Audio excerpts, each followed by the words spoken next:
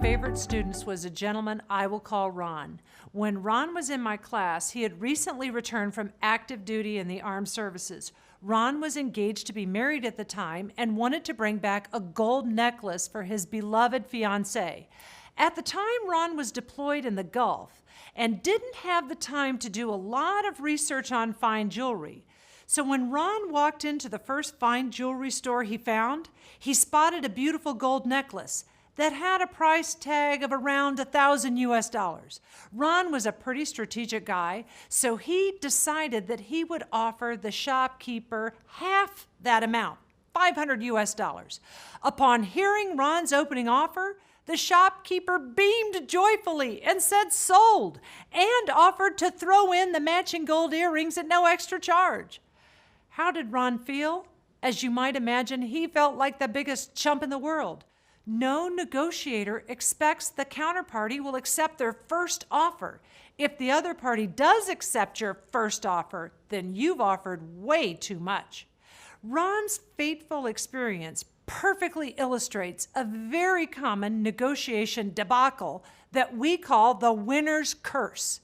The winner's curse occurs whenever your first offer is immediately accepted by the counterparty. You won, right? But it's obvious that you paid too much. I work with a lot of people, students, managers, executives, doctors, attorneys, salespeople, and I realize that everybody is negotiating nearly all the time. I also realize that most of these people often don't have a game plan for negotiation. We are going to review two key things, your BATNA and your reservation price. Let's start with BATNA. First, BATNA is an acronym, and it stands for your best alternative to a negotiated agreement. It's your plan B, as some people like to call it. Your BATNA is your backup plan, the course of action you can take if all else fails. To make this come alive, let's put this in a salary context. Let's take the case of one of my students, let's call her Sandra. Company X made Sandra a job offer for $80,000 a year. However, Sandra was hoping for more.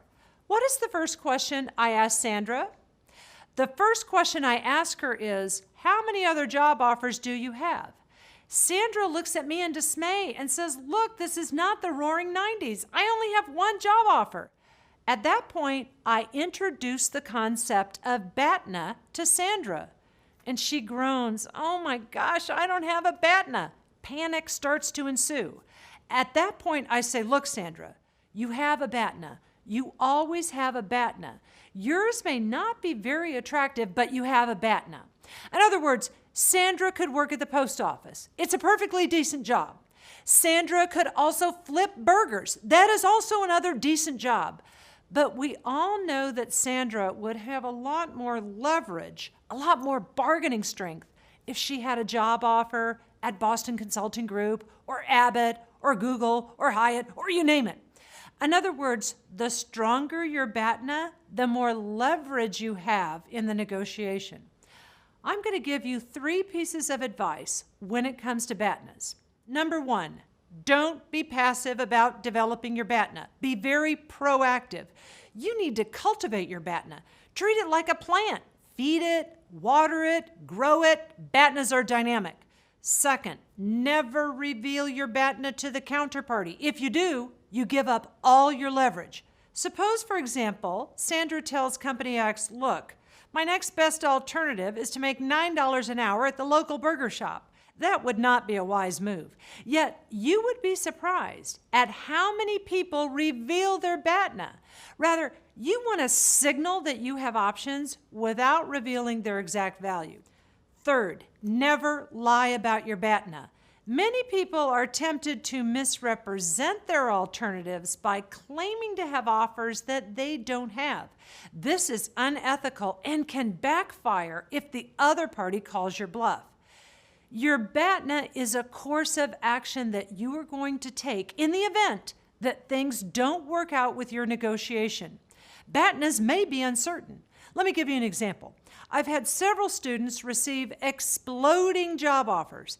An exploding job offer is kind of like a Cinderella job offer, meaning that It's only good for a few days or until midnight, and then it will be retracted.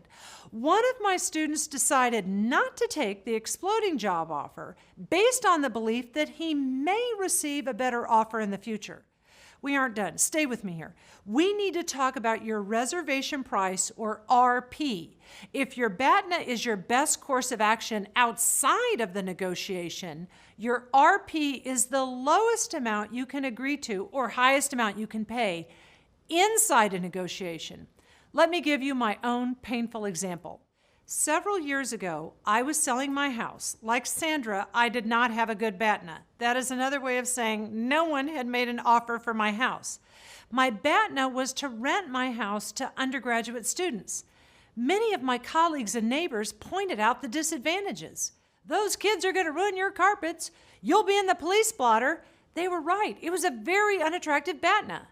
One young woman in my negotiations course raised her hand when I told this story and said, "Professor, what is the least amount of money I could offer you for your house right now where you would be indifferent between selling your house to me or renting to the students?"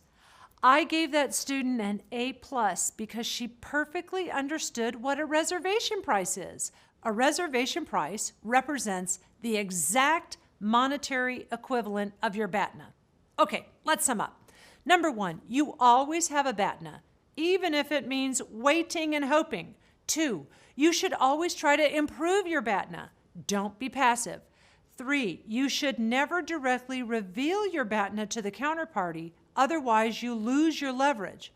4, signal to the other party that you have attractive options. Finally, once you determine your BATNA, then you can devise your RP, your reservation price.